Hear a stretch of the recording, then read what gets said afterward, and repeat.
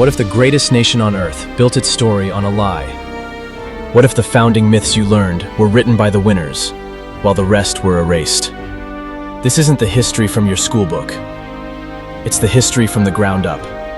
The enslaved, the displaced, the silenced. Their story begins now. This is the real history of America. What they never taught you, based on Howard Zinn's A People's History of the United States. Prologue. History is not neutral.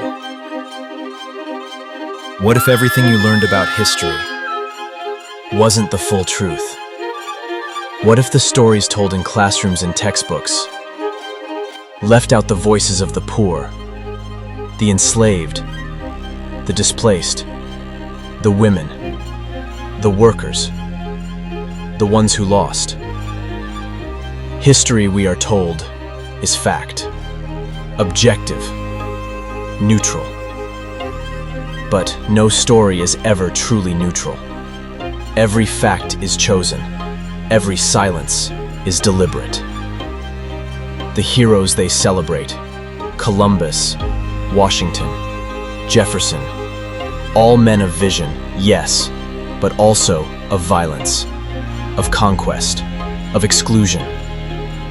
This isn't about erasing history. It's about completing it. Howard Zinn once wrote, "There is no such thing as impartial history, because history is written by those who have the power to write." And for most of American history, that power belonged to the few, not the many. But this story, the one we're about to tell, is different. This is the story of a country seen from the ground up, of rebellions, not just revolutions, of struggle, not just triumph, of people, real people, who dared to question the official narrative. Before we dive in, a quick note. To support videos like this, we created a limited shirt called History from Below. You'll find the link below. And if you stay until the end, we've prepared a little surprise for you. Now, let's begin where history usually ends. Chapter 1. The Myth of Discovery. They called it a discovery. In 1492, Columbus sailed west, not into emptiness, but into a continent alive with culture, language, trade, and memory. The Taino people were not lost. They were not waiting to be found. They lived, they ruled, they dreamed. They had names for their land. They had gods, governments, and gardens. They greeted the Spanish with curiosity and paid with their lives, but history would call it the birth of a new world. New only to those who held the pens. Columbus did not discover America. He invaded it. Within decades, millions were dead, not only by disease, as we're often told, but through deliberate acts of war, forced labor in mines, and systemic extermination. The myth of discovery is more than a falsehood. It's a justification. It tells us that conquest was progress, that genocide was destiny, that resistance was savage. Howard Zinn reminds us to emphasize the heroism of Columbus and his successors as navigators and discoverers, and to de-emphasize their genocide is not a technical issue of methodology. It is ideological. And yet, school children still celebrate Columbus Day, still trace the path of the Niña, the Pinta, the Santa Maria, without ever tracing the blood that followed. Why? Because history, as it's taught, was written by the victors, not the victims. But other stories were always there, buried beneath the flags, etched into the bones of those who vanished, carried forward by those who survived. The people of the Americas were not primitives. They were astronomers, engineers, poets, and warriors. The Aztec capital of Tenochtitlan had running water before London did. The Iroquois Confederacy inspired parts of the U.S. Constitution. The Inca carved cities into mountains and recorded history on knotted strings. To call this a land discovered is to deny its brilliance. This chapter is not about erasing Columbus. It's about seeing who was erased because of him. Let us begin with the truth. America was never discovered. it was taken. And the people who lived here deserve to be remembered. Their descendants walk among us, and their stories are not over. Chapter 2. Founding Fathers. Freedom for whom? 1776. A revolution declared in the name of liberty. We hold these truths to be self-evident, wrote Thomas Jefferson, that all men are created equal. But who exactly was all men?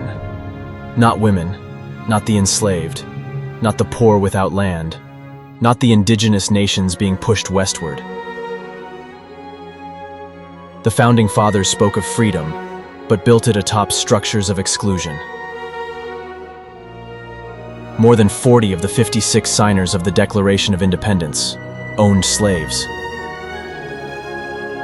The Constitution, often described as sacred, was crafted by elites, wealthy, white, and male, to protect property, not people.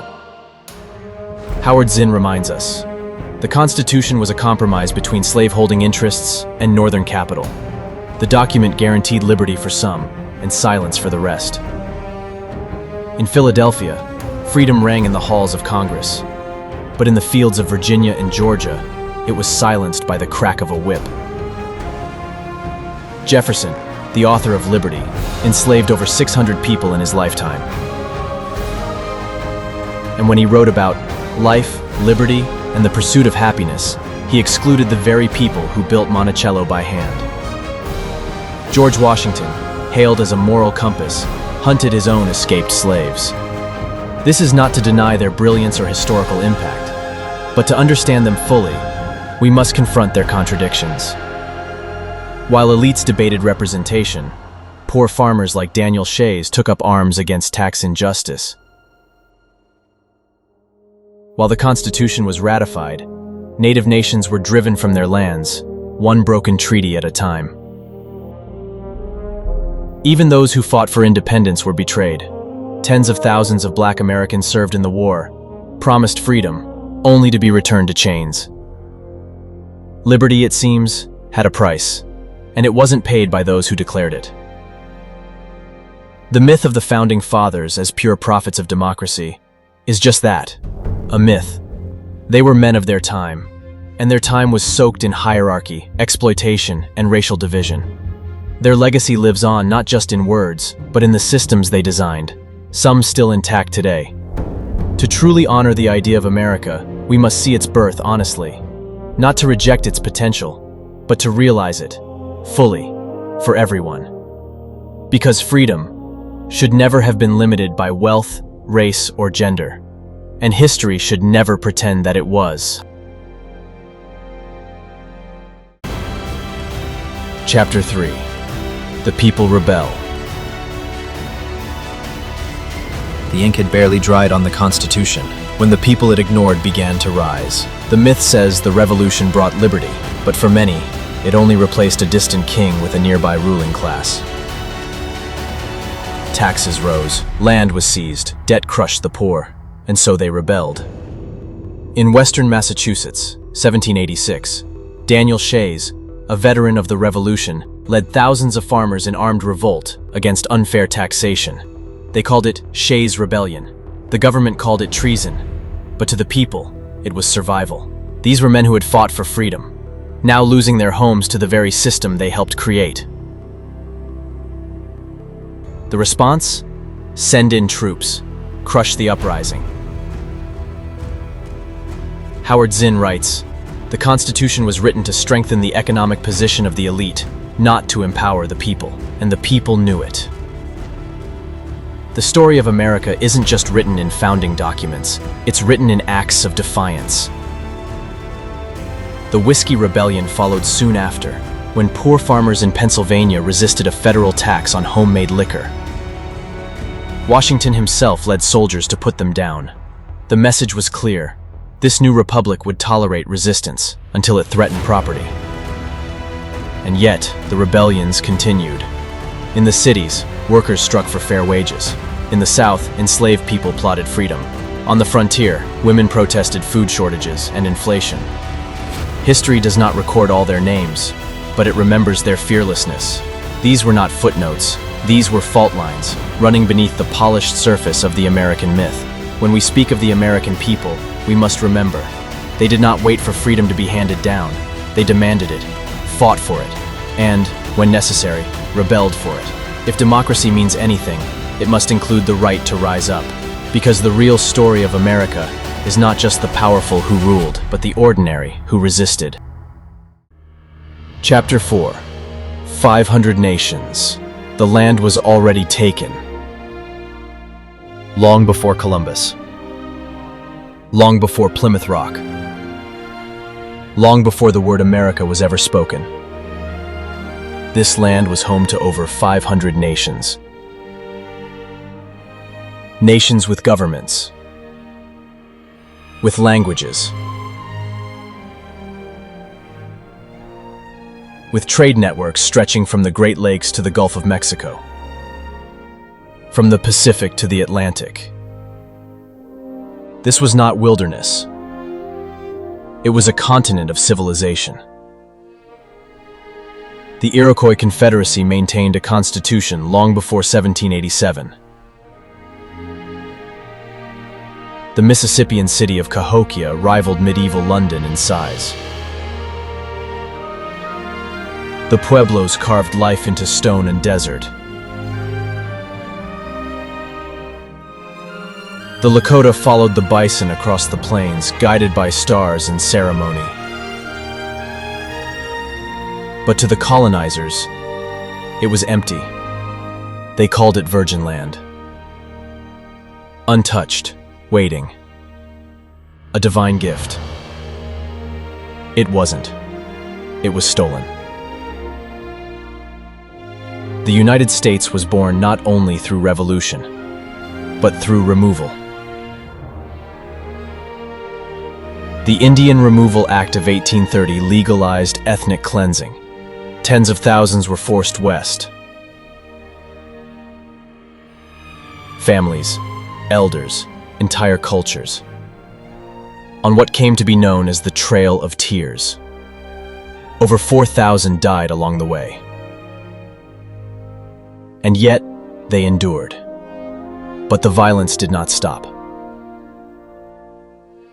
Massacres like Sand Creek and Wounded Knee. Reservations imposed like prison camps. Children taken to boarding schools, their languages, names, and spirits stripped away. Howard Zinn reminds us, they didn't vanish, they were driven out, and still they resisted. They resisted in speeches, in battle, in survival. And they resist still. From Alcatraz in 1969 to Standing Rock in 2016, the struggle continues, not just for land, but for memory. To call this a discovery is to erase what came before. To call it progress is to ignore who paid the price. The myth of the vanishing Indian was not a misunderstanding. It was a policy, a strategy to silence the first Americans so that the new America could pretend to be pure. But they are still here. 500 nations may have been scattered. Their stories are not lost. They live in the rivers and mountains, in the songs and ceremonies, in the faces of descendants who walk this land with pride and pain. America was never discovered. It was already home.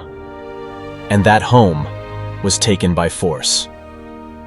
To tell the real history of the United States, we must begin by honoring those who were here first and those who never left. Chapter 5. Empire by Other Means. After the Revolution, the United States was born as a republic, but it quickly began to behave like an empire. Not with crowns or scepters, but with expansion, occupation, and war. They called it manifest destiny, the belief that the U.S. was chosen to expand from sea to sea. But who chose, and who paid? In 1846, the U.S. provoked a war with Mexico. The goal was land. The result was conquest. By 1848, the US had taken nearly half of Mexico's territory. What would become California, Texas, Arizona, New Mexico, and more. Howard Zinn wrote, "The Mexican War was not a war for freedom. It was a war for real estate, and it would not be the last." By the turn of the 20th century, the US turned outward, toward empire across oceans. The Spanish-American War was sold as liberation, but what followed was occupation. In the Philippines, American soldiers fought a brutal insurgency against a people who had already declared independence. Over 200,000 Filipinos died, many in massacres, starvation camps, and scorched earth campaigns. Cuba was promised freedom, but remained under US control for decades. Puerto Rico became a possession. Its people, citizens without full rights. Hawaii's monarchy was overthrown by US businessmen, with Marines standing by. Empire had a new name, Protectorate. The language of conquest changed, but its violence remained. And then came Vietnam, framed again as freedom versus tyranny, but in truth, a colonial struggle, with America replacing France. Napalm, Agent Orange, My Lai. Thousands of American soldiers dead. Millions of Vietnamese civilians gone. Howard Zinn, who served in World War II, opposed this war fiercely. He said, "There is no flag large enough to cover the shame of killing innocent people." Across decades, the US claimed it was spreading democracy, but it was also securing markets, controlling resources, and suppressing dissent. Empire was no longer a distant British idea. It was American. Today, the US has hundreds of military bases around the world. It calls them defense. But to many, they feel like occupation. This chapter of history is not closed. It continues in drone strikes, in coups, in silent wars few remember. A nation born in revolution became an empire by other means. And if we are to understand who we are, we must ask, at what cost was power gained? And who paid the price? Chapter 6. The Color Line. From the very beginning there was a line, drawn in law, etched into skin, and enforced with violence. W.E.B. Du Bois called it the defining problem of the 20th century, the color line. But it began much earlier. In the early 1600s, Africans were brought to the colonies, not as workers, but as property. Slavery became the foundation beneath the wealth of the South and the commerce of the North. Cotton, sugar, tobacco, entire economies built on stolen labor. This was not incidental, it was structural. Howard Zinn wrote, "Racism was not natural, it was created to justify the cruelty of inequality." Even after abolition, the color line remained. The Civil War ended slavery, but not white supremacy. With Reconstruction came a brief, fragile hope. Black men voted, held office, built schools and churches, tasted freedom. But that freedom was short-lived. White backlash surged. The Ku Klux Klan rose. Southern elites retook power through terror and law. Jim Crow was born, a system of segregation and control. Water fountains, buses, schools, cemeteries, divided by race. But also wages, justice, safety, life expectancy. To be black in America was to live under constant surveillance and constant threat. Between 1880 and 1960, thousands of African Americans were lynched, often with crowds watching, often with no one held accountable.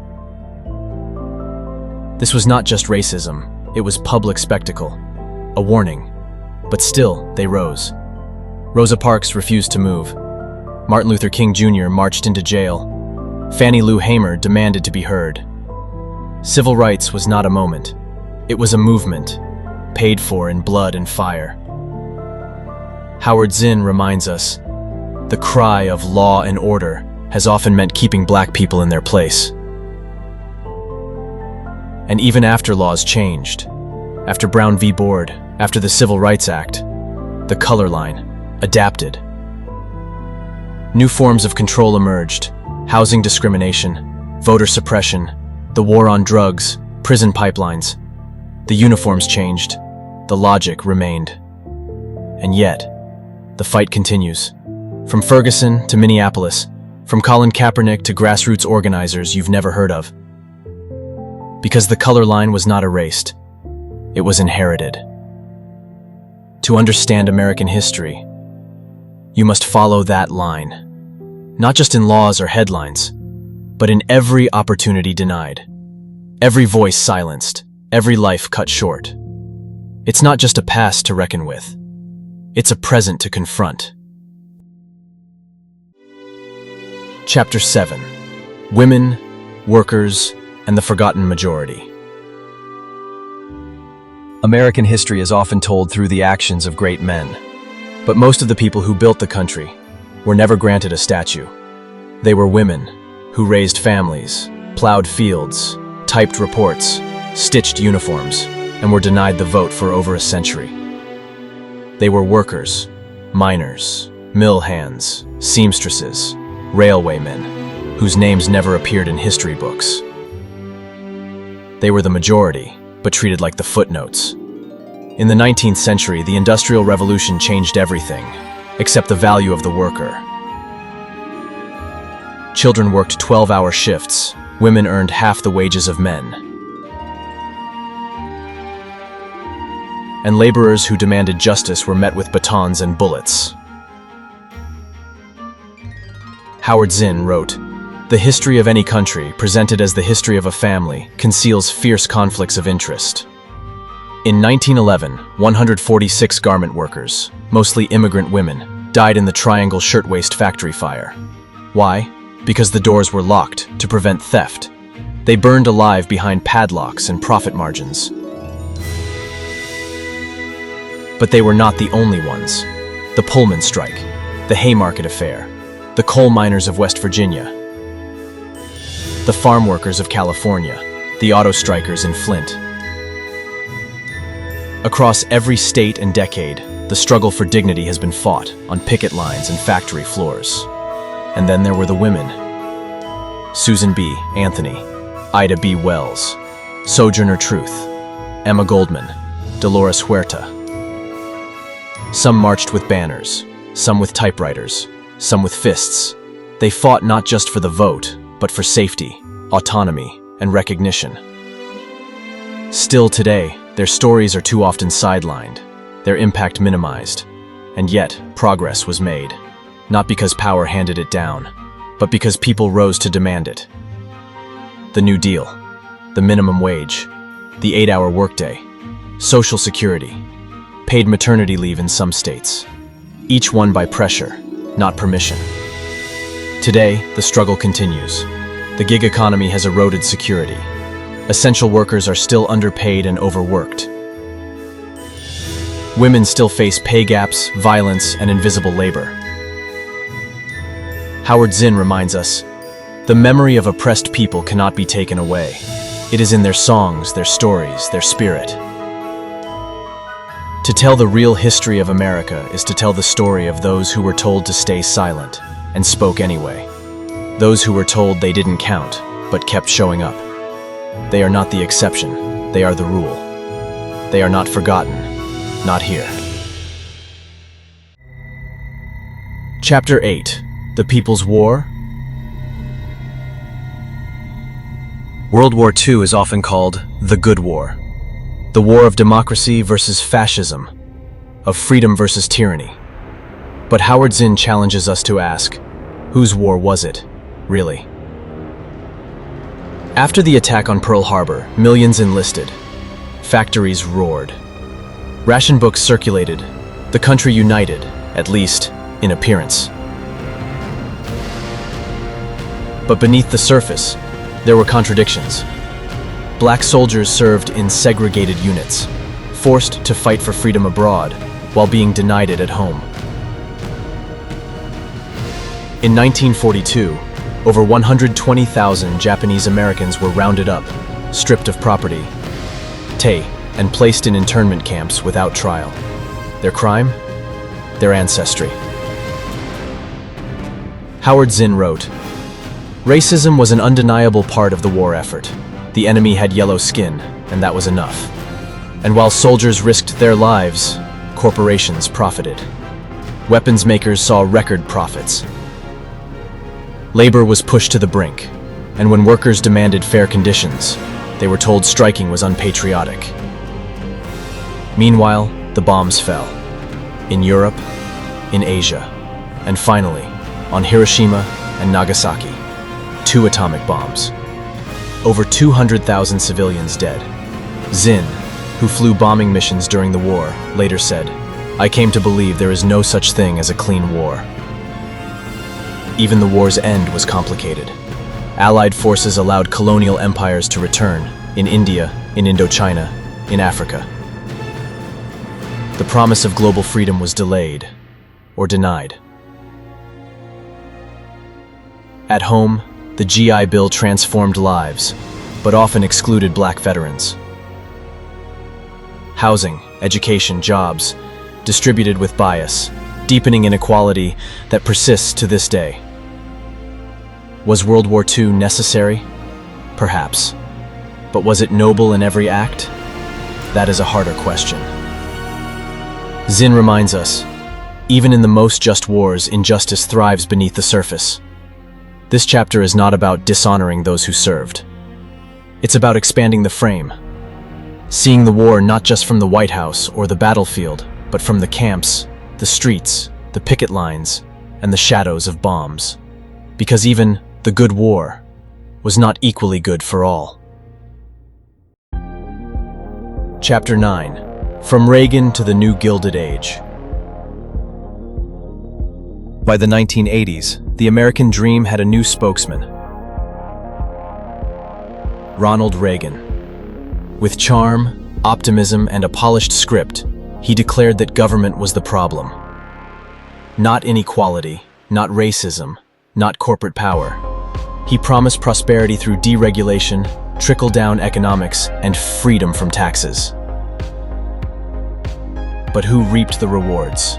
While the rich got richer, unions were broken, wages stagnated, and the social safety net was slashed. Howard Zinn wrote, "The Reagan era was not a return to American greatness, it was a return to American hierarchy."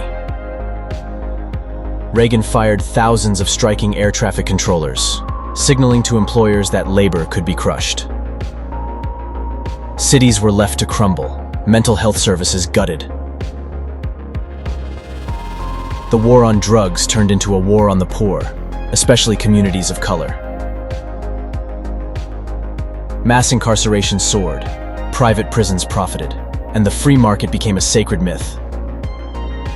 Corporations were deregulated, Wall Street gambled with people's pensions, healthcare became a profit machine, education, more expensive, less accessible.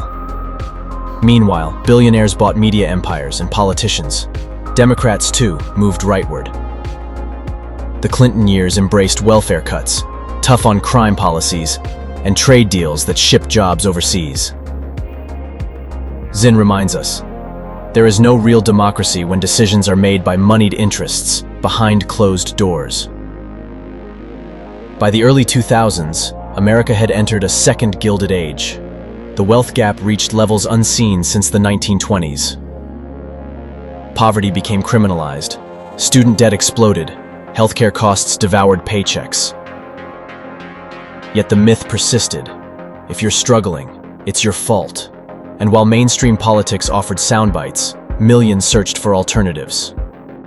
Movements like Occupy Wall Street, Black Lives Matter, #MeToo, and climate strikes signaled that dissent was alive. But the institutions were slow to respond. America was still a democracy, but one with unequal access to power. Votes mattered, but so did campaign donations, algorithms, and lobbyists. Zinn called this moment not a crisis of politics, but a crisis of participation. If this is the new Gilded Age, then the question isn't just who has the gold, it's who is writing the story. Because the dream of America cannot survive on inequality and illusion and silence. To move forward, we must look honestly at how we got here and who paid the price for someone.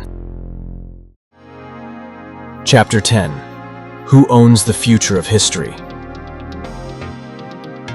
History is not just about the past. It is a battle for the present and a blueprint for the future, because the stories we tell shape the world we build. In the United States, history has long been a battlefield. Who gets remembered? Whose faces are carved in stone? Whose names appear in textbooks? And whose are left out? Howard Zinn challenged the official narrative. He asked, what happens when we tell history from below? From the viewpoint of slaves, workers, women, and dissidents, the answer is power. Because when people know their history, they start to question. And that makes those in power uncomfortable. Today, across America, books are being banned, curriculums rewritten, words like race, class, and gender branded as divisive. But divisive to whom? Zinn's own book, A People's History of the United States, has been banned in school districts. Politicians call it anti-American. But maybe what they fear is that it's too American. To teach honest history is not to shame a nation. It is to strengthen it. It is to tell the truth, so that future generations are not bound by the same lies. But the battle continues. Tech companies decide what we see. Algorithms rewrite what we remember. Museums are defunded. Academic freedom attacked. Truth itself becomes partisan. And yet, across the country, people resist.